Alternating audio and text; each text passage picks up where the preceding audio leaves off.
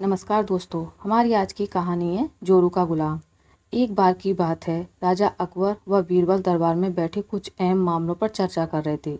तभी बीरबल ने अकबर से कहा, मुझे लगता है कि ज़्यादातर पुरुष जोरू के गुलाम होते हैं और अपनी पत्नियों से डरकर रहते हैं। बीरबल की यह बात राजा को बिल्कुल भी पसंद न आई। उन्होंने इस बात का विरोध किया। इस पर बीरबल भी अपनी बात मनवाने पर अड़ गए।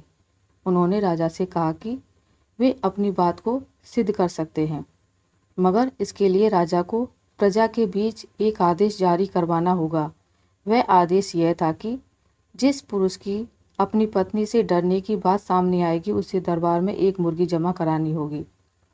राजा बीरबल की इस बात पर तैयार हो गए। अगले ही दिन प्रजा के बीच आदेश कराया गया कि अगर यह बात सिद्ध हो जाती है कि कोई पुरुष अपनी पत्नी से डरता है, तो उसे दरबार में आकर बीरबल के पास एक मुर्गी जमा करवानी होगी। फिर क्या था, देखते ही देखते बीरबल के पास ढेरों मुर्गियां इकट्ठी हो गईं और सैकड़ों मुर्गियां महल के बगीचे में घूमने लगी। अब बीरबल राजा के पास पहुंचे और बोले, महाराज, महल में इतनी मुर्गियां इकट्ठा हो गई हैं कि आप एक मुर्गी खाना खोल सकते हैं, इसलिए अब आप इस आदेश को वापस ले सकते हैं।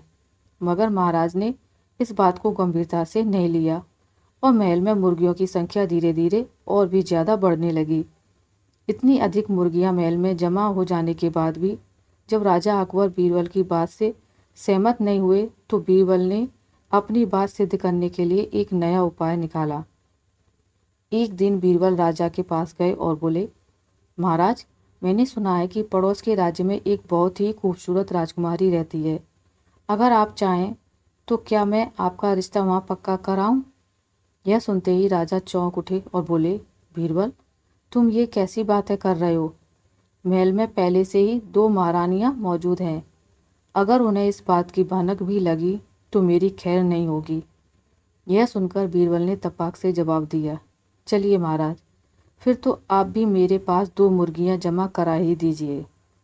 राजा बीरबल का ऐसा जवाब सुनकर शर्मा गए और उन्होंने अपना आदेश उसी वक्त वापस ले लिया। बातों की चतुराई से हम किसी भी बात को मनवा सकते हैं। ज़रूरत है तो बस बीरबल की तरह चतुराई से अपना पक्ष रखने की। आशा करती हूँ आपको मेरी आज की कहानी अच्छी लगी होगी। अगर आपको मेरी ये कहानी अच्छी लगी है तो इसे लाइक करें, ज़्यादा से ज़्यादा शेयर करें, और अगर आप मेरे चैनल पर नए हैं तो इसे सब्सक्राइब करना ना भूलें। मिलते हैं एक नई कहानी के साथ, तब तक के लिए नमस्कार।